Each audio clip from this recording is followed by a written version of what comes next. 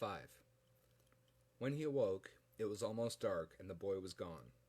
The gunslinger got up, hearing his joints pop, and went to the stable door. There was a small flame dancing in darkness on the porch of the inn. He walked toward it, his shadow long and black and trailing in the reddish ochre light of sunset. Jake was sitting by a kerosene lamp. "The oil was in a drum," he said, "but I was scared to burn it in the house. Everything's so dry." "You did just right." The gunslinger sat down, seeing but not thinking about the dust of years that puffed up around his rump. He thought it something of a wonder that the porch didn't simply collapse beneath their combined weight.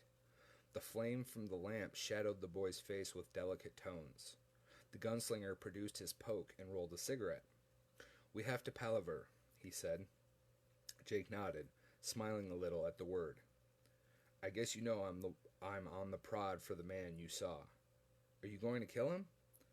"I don't know. I have to make him tell me something. I may have to make him take me someplace." "Where?" "To find a tower," the gunslinger said. He held his cigarette over the chimney of the lamp and drew on it. The smoke drifted away on the rising night breeze. Jake watched it. His face showed neither fear nor curiosity, certainly not enthusiasm. "So I'm going on tomorrow," the gunslinger said. "You'll have to come with me. How much of that meat is left?" "Only a little." "Corn?" "A little more." The gunslinger nodded. "Is there a cellar?" "Yes." Jake looked at him. The pupils of his eyes had grown to a huge, fragile size. "You pull up on a ring in the floor, but I didn't go down. I was afraid the ladder would break and I wouldn't be able to get up again. And it smells bad. It's the only thing around here that smells at all." "We'll get up early and see if there's anything down there worth taking. Then we'll go." "All right." The boy paused and then said, "I'm glad I didn't kill you when you were sleeping. I had a pitchfork and I thought about doing it, but I didn't. And now I won't have to be afraid to go to sleep." "What would you be afraid of?" The boy looked at him ominously. "Spooks." "Of him coming back."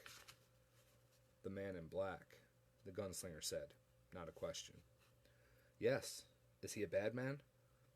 "I guess that depends on where you're standing," the gunslinger said absently. He got up and pitched his cigarette out onto the hard pan. "I'm going to sleep." The boy looked at him timidly. "Can I sleep in the stable with you?" "Of course." The gunslinger stood on the steps looking up, and the boy joined him. Old Star was up there, and Old Mother. It seemed to the gunslinger that if he closed his eyes he would be able to hear the croaking of the first spring peepers, smell the green, almost summer smell of the court lawns after their first cutting, and hear, perhaps, the indolent click of wooden balls as the ladies of the East Wing, attired only in their shifts as dusk glimmered toward dark, played at points. Could almost see Cuthbert and Jamie as they came through the break in the hedges, calling for him to ride out with them. It was not like him to think so much of the past. He turned back and picked up the lamp. "Let's go to sleep," he said. They crossed to the stable together. 6. The next morning he explored the cellar. Jake was right, it smelled bad. It had a wet, swampy stench that made the gunslinger feel nauseous and a little light-headed after the antiseptic odorlessness of the desert and the stable. The cellar smelled of cabbages and turnips and potatoes with long, sightless eyes gone to everlasting rot. The ladder, however, seemed quite sturdy, and he climbed down.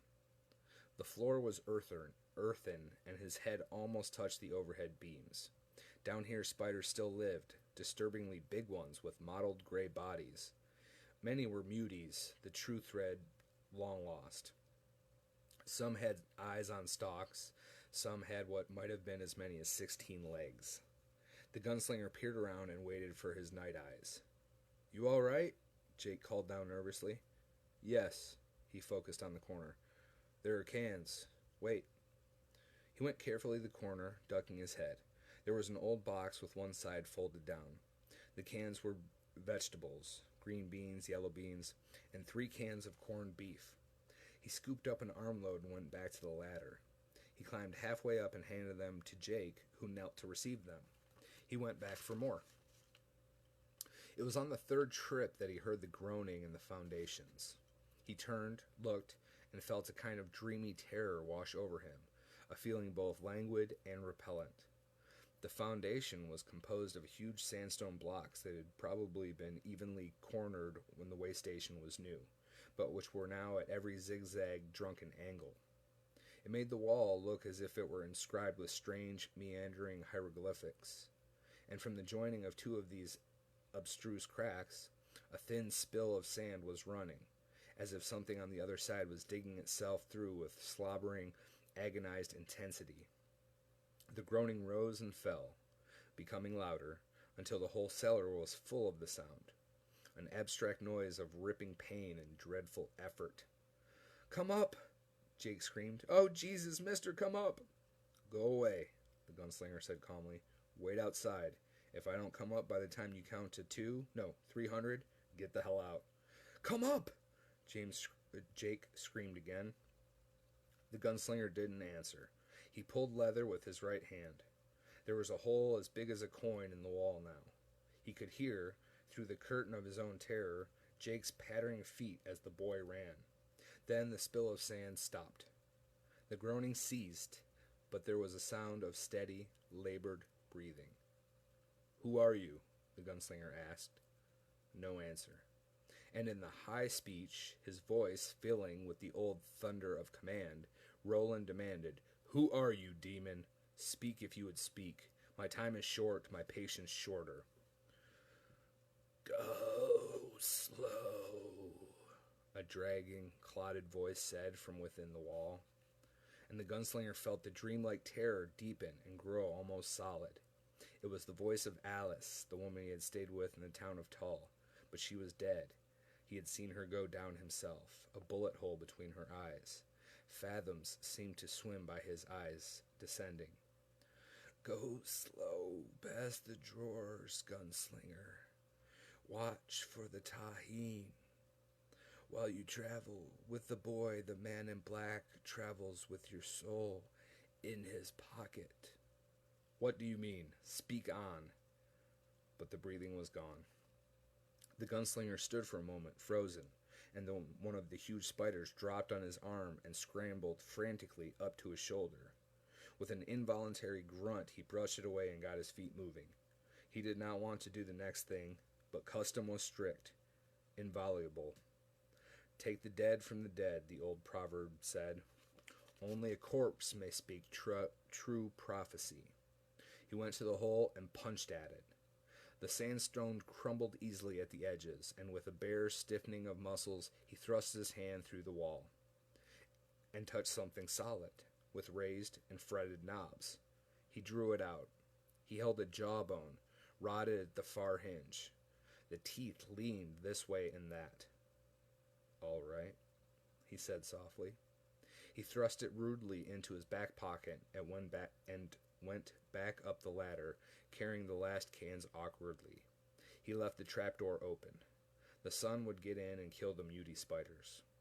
Jake was halfway across the stable yard, cowering on the cracked, rubbly hardpan.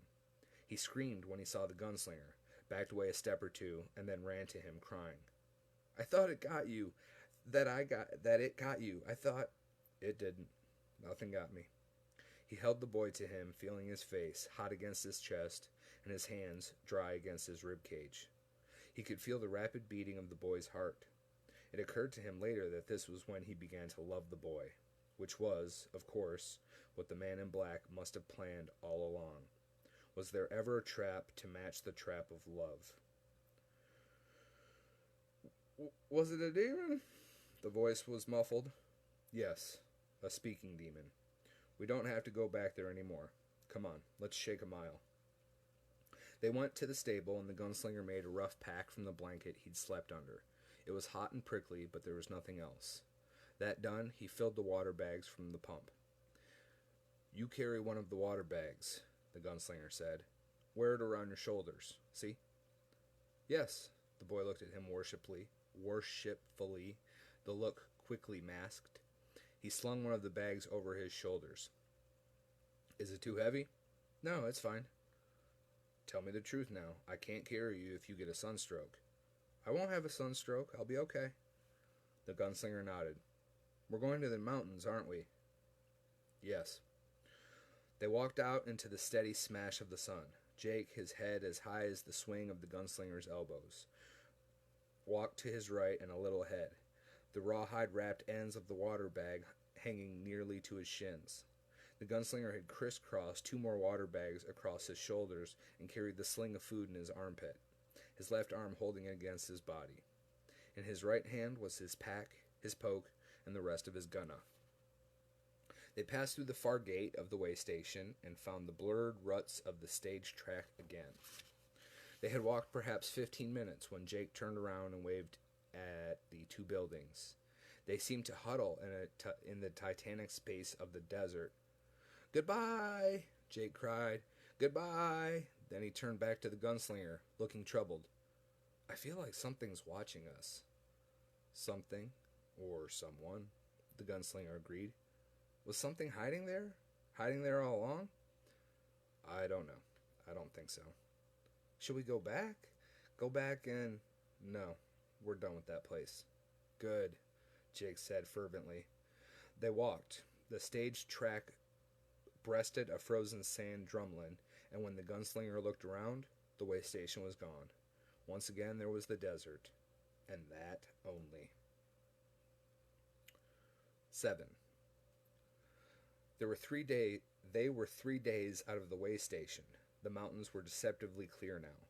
They could see the smooth, stepped rise of the desert into footfalls, the first naked slopes, the bedrock bursting through the skin of the earth in sullen, eroded triumph. Further up, the land gentled off briefly again, and for the first time in months or years, the gunslinger could see real, living green. Grass, dwarf spruces, perhaps even willows, all fed by snow runoff from further up. Beyond that, the rock took over again, rising in a cyclopean, tumbled splendor all the way to the blinding snow caps.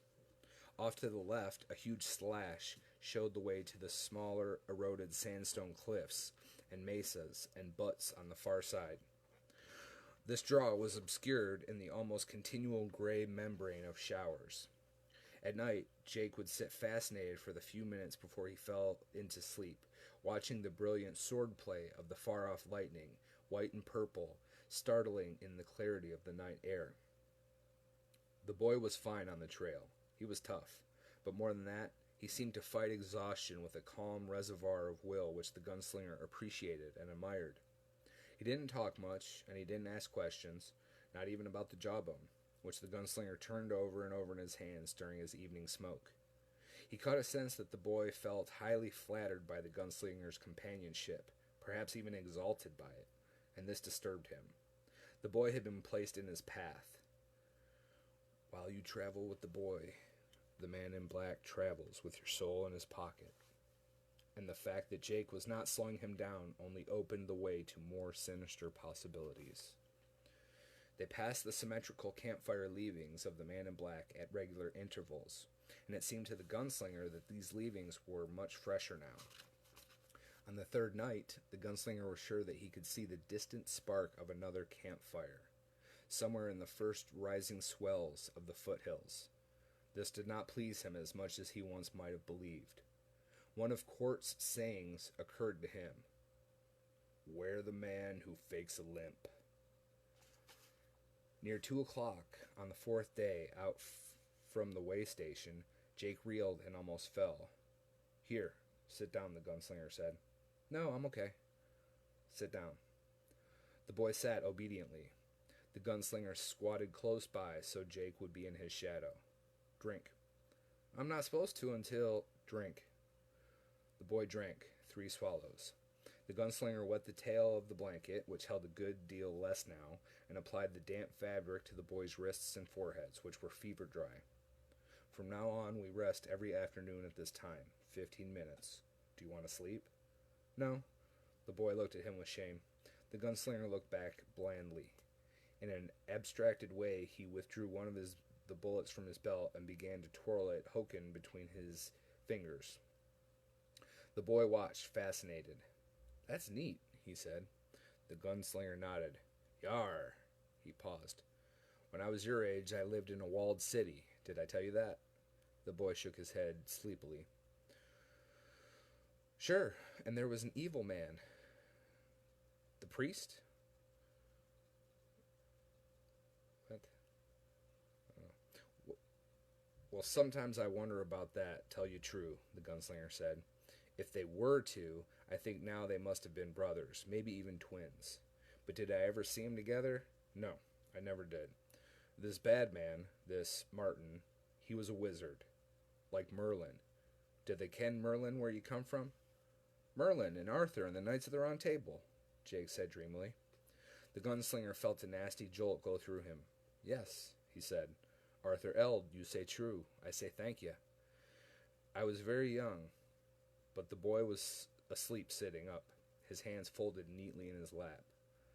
Jake! Yar! The sound of this word from the boy's mouth startled him badly, but the gunslinger wouldn't let his voice show up.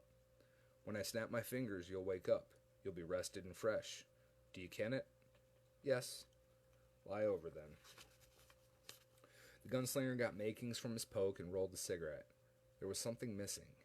He searched for it in his diligent, careful way and located it. The missing thing was his previous maddening sense of hurry, the feeling that he might be left behind at any time, that the trail would die out and he would be left with only a last fading footprint. All that was gone now, and the gunslinger was slowly becoming sure that the man in black wanted to be caught. Where the man who fakes a limp. What would follow? The question was too vague to catch his interest. Cuthbert would have found interest in it, lively interest, and probably a joke. But Cuthbert was as gone as the horn o' Deshane, and the gunslinger could only go forward in the way he knew. He watched the boy as he smoked, and his mind turned back on Cuthbert, who had always laughed. To his death he had gone laughing. And Court, who never laughed. And on Martin, who sometimes smiled. A thin, silent smile that had its own disquieting gleam, like an eye that slips open in the dark and discloses blood. And there had been the falcon, of course. The falcon was named David, after the legend of the boy with the sling. David, he was quite sure, knew nothing but the need for murder, rending, and terror, like the gunslinger himself. David was no dilettante. He played the center of the court. Oh, dilettante? I don't know. He played the center of the court, except maybe at the end. The gunslinger's stomach seemed to rise painfully against his heart, but his face didn't change. He watched the smoke of his cigarette rise into the hot desert air and disappear, and his mind went back. 8. The sky was white, perfectly white, the smell of rain strong in the air. The smell of hedges and growing green was sweet. It was deep spring, what some called new earth. David sat on Cuthbert's arm, a small engine of destruction with bright golden eyes that glared outward at nothing. The rawhide leash attached to his jesses was looped carelessly about Bert's arm. Court stood aside from the two boys, a silent figure in patched leather trousers and a green cotton shirt that had been cinched high with his old, wide infantry belt. The green of his shirt merged with the hedges and the rolling turf of the back courts where the ladies had not yet begun to play at points. Get ready, Roland whispered to Cuthbert. We're ready, Cuthbert said confidently. Aren't we, Davy? They spoke the low speech, the language of both scullions and squires. The day when they would be allowed to use their own tongue in the presence of others was still far. It's a beautiful day for it. Can you smell the rain? It's...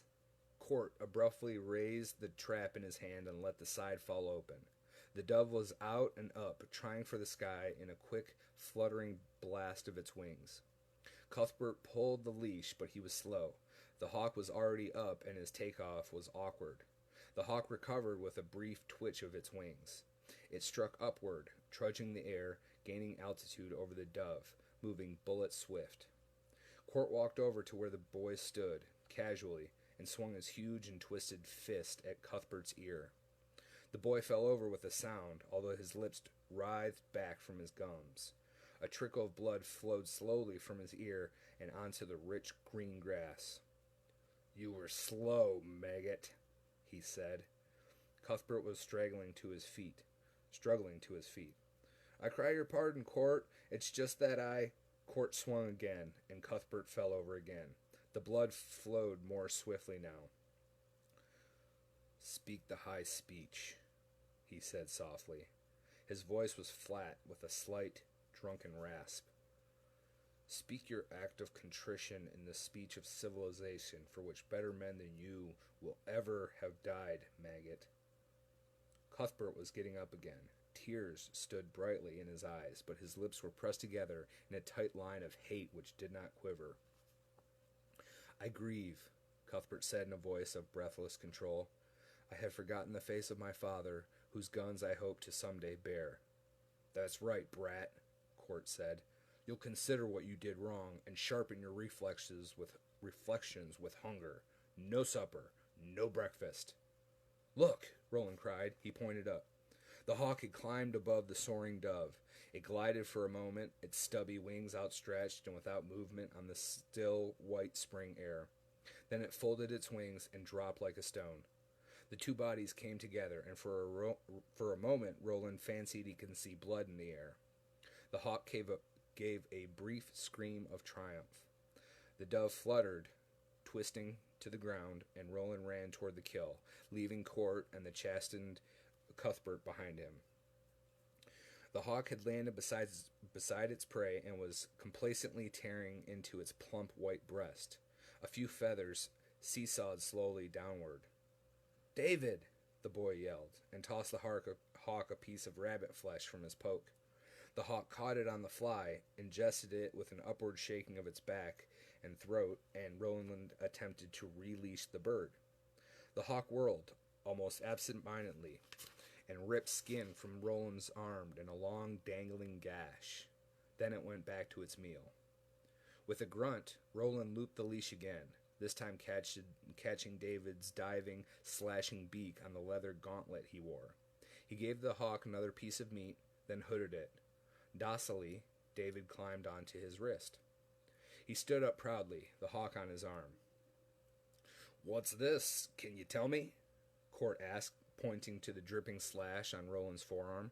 The boy stationed himself to receive the blow, locking his throat against any possible cry, but no blow fell. "He struck me," Roland said. "You pissed him off," Court said. "The hawk does not fear you, boy, and the hawk never will. The hawk is God's gunslinger." Roland merely looked at Court. He was not an imaginative boy, and if Court had intended to imply a moral, it was lost on him. He went so far as to believe that it might have been one of the few foolish statements he had ever heard Court make. Cuthbert came up behind them and stuck his tongue out at Court, safely on his blind side. Roland did not smile, but nodded to him. "Go in now," Court said, taking the hawk. He turned and pointed at Cuthbert. "But remember your reflection, maggot, and your fast, tonight and tomorrow morning." "Yes," Cuthbert said, stiltedly formal now. "Thank you for this instructive day." "You learn," Court said, "but your tongue has a bad habit of lolling from your stupid mouth when your instructor's back is turned. Mayhap the day will come when it and you will learn their respective places." He struck Cuthbert again, this time solidly between the eyes, and hard enough so that Roland heard a dull thud, the sound a mallet makes when a scullion taps a keg of beer. Cuthbert fell backward onto the lawn, his eyes cloudy and dazed at first. Then they cleared, and he stared burningly up at Court. His usual easy grin nowhere to be seen, his hatred unveiled, a pinprick as bright as the dove's blood in the center of each eye. He nodded and parted his lips in a scarifying smile that Roland had never seen. "Then there's hope for you," Court said. "When you think you can, you come for me, maggot." "How did you know?" Cuthbert said between his teeth. Court turned toward Roland so swiftly that Roland almost fell back a step, and then both of them would have been on the grass, decorating the new green with their blood. I saw it reflected in this maggot's eyes, he said. Remember it, Cuthbert Allgood. Last lesson for the day. Cuthbert nodded again, the same frightening smile on his face. I grieve, he said. I have forgotten the face. Cut that shit, Court said, losing interest. He turned to Roland. Go on now, the both of you. If I have to look at your stupid maggot faces any longer, I'll puke my guts and lose a good dinner. Come on, Roland said. Cuthbert shook his head to clear it and got to his feet. Court was already walking down the hill in his squat, bow-legged stride, looking powerful and somehow prehistoric. The shaved and grizzled spot at the top of his head glimmered. I'll kill the son of a bitch, Cuthbert said, still smiling. A large goose egg, purple and knotted, was rising mystically on his forehead. Not you or me, Roland said, suddenly bursting into a grin. You can have supper in the west kitchen with me. Cook will give us some. He'll tell Court. He's no friend of Court's, Roland said, and then shrugged. And what if he did? Cuthbert grinned back. Sure, right. I always wanted to know how the world looked when your head was on backwards and upside down. They started back toward over the green lawns, casting shadows in the fine white spring light.